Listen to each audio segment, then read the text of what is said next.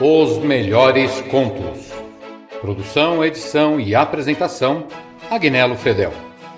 Toda semana um novo conto e informações sobre o seu autor.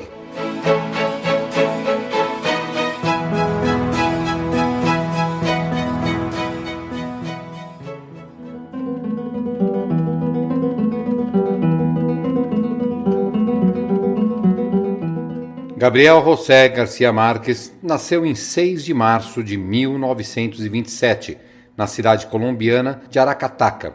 Foi o mais velho de 11 irmãos, mas viveu um período da infância fora da casa de seus pais, morando com seus avós maternos. Após a morte de seu avô, em 1936, Gabriel voltou a morar com seus pais na cidade de Sucre, onde, aos 10 anos de idade, escrevia versos humorísticos. Por meio de uma bolsa de estudos, ingressou aos 13 anos no Liceu Nacional de Zipaquirá. Após concluir seus estudos nessa instituição, Gabriel mudou-se para Bogotá para estudar Direito na Universidade Nacional. Nesse período, iniciou seu trabalho como jornalista no jornal El Universal. No início da década de 1940, García Márquez ingressou no Grupo de Barranquilla, grupo literário cujo líder era Ramón Viñes, dono de uma livraria com um grande acervo de obras da literatura espanhola, italiana, francesa e inglesa, o que possibilitou ao autor de 100 Anos de Solidão ler todos os clássicos.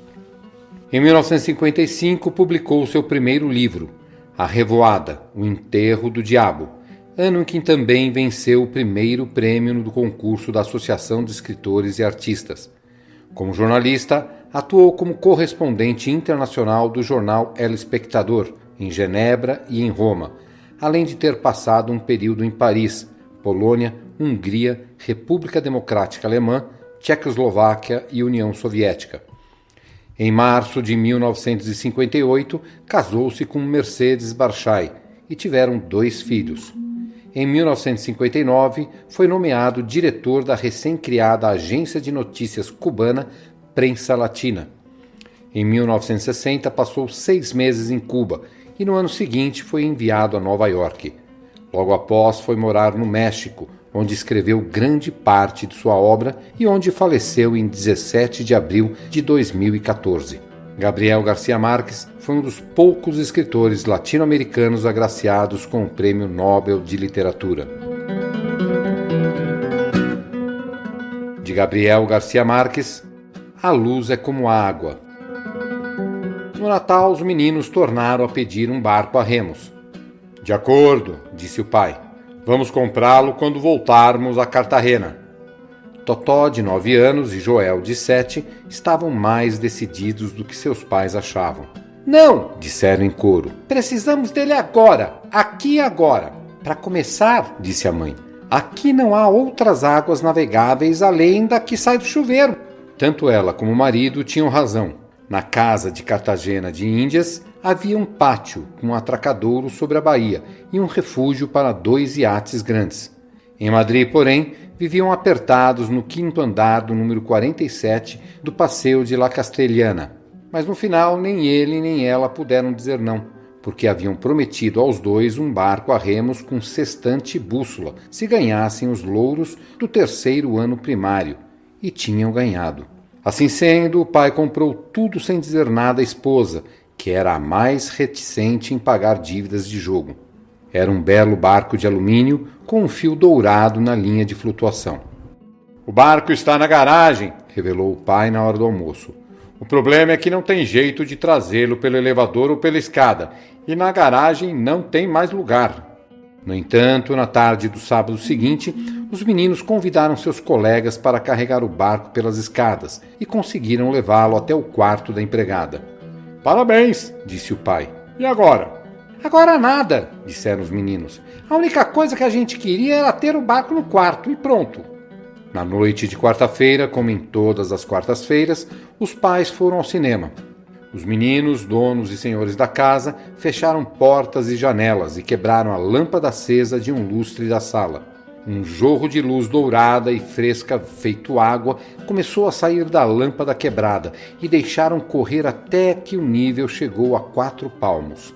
Então desligaram a corrente, tiraram o barco e navegaram com prazer entre as ilhas da casa. Esta aventura fabulosa foi o resultado de uma leviandade minha quando participava de um seminário sobre a poesia dos utensílios domésticos. Totó me perguntou como era que a luz acendia só com a gente apertando um botão, e não tive a coragem para pensar no assunto 2 vezes. A luz é como água, respondi. A gente abre a torneira e sai. E assim continuaram navegando nas noites de quarta-feira, aprendendo a mexer com o sextante e a bússola, até que os pais voltavam do cinema e os encontravam dormindo como anjos em terra firme. Meses depois, ansiosos por ir mais longe, pediram equipamento de pesca submarina, com tudo: máscaras, pés de pato, tanques e carabinas de ar comprimido. Já é ruim ter no quarto da empregada um barco a remos que não serve para nada, disse o pai. Mas pior ainda é querer ter, além disso, equipamento de mergulho. E se ganharmos a gardênia de ouro do primeiro semestre? Perguntou Joel. Não, disse a mãe assustada. Chega! O pai reprovou sua intransigência. É que esses meninos não ganham nem um prego por cumprir seu dever, disse ela. Mas por um capricho são capazes de ganhar até a cadeira do professor. No fim, os pais não disseram que sim ou que não, mas Totó e Joel, que tinham sido os últimos nos 2 anos anteriores, ganharam em julho as 2 gardênias de ouro e o reconhecimento público do diretor. Naquela mesma tarde, sem que tivessem tornado a pedir, encontraram no quarto os equipamentos em seu invólucro original.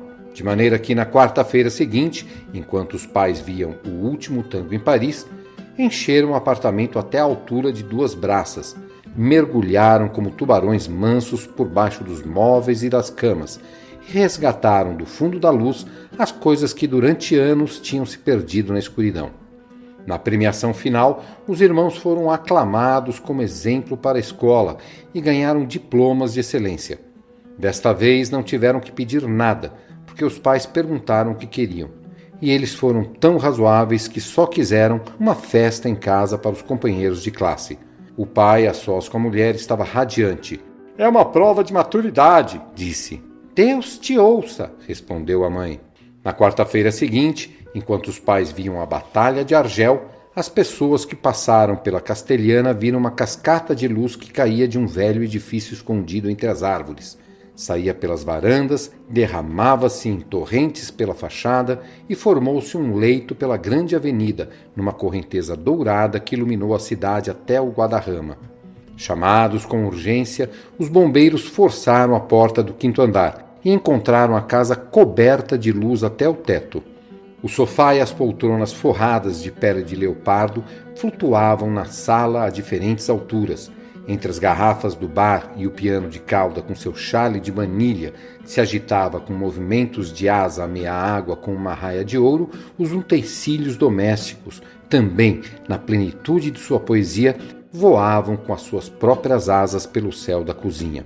Os instrumentos da banda de guerra, que os meninos usavam para dançar, flutuavam a esmo entre os peixes coloridos liberados do aquário da mãe, que eram os únicos que flutuavam vivos e felizes no vasto lago iluminado.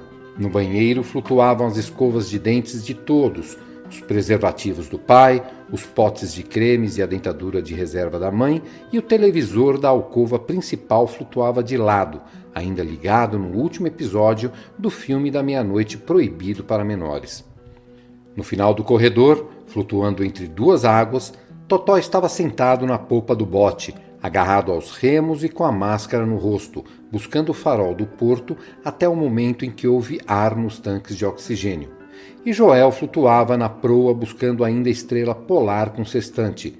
E flutuavam pela casa inteira seus 37 companheiros de classe, eternizados no instante de fazer xixi no vaso de gerânios, de cantar o hino da escola com a letra mudada, por versos de deboche contra o diretor, de beber às escondidas um copo de brandy da garrafa do pai. Pois haviam aberto tantas luzes ao mesmo tempo que a casa tinha transbordado, e o 4º ano elementar inteiro da escola de São João Hospitalário tinha se afogado no 5º andar do número 47 do Passeio de La Castellana. Em Madrid, Espanha, uma cidade remota de verões ardentes e ventos gelados sem mar nem rio, e cujos aborígenes de terra firme nunca foram mestres da ciência de navegar na luz. Vocês ouviram A Luz é como a Água, de Gabriel Garcia Marques.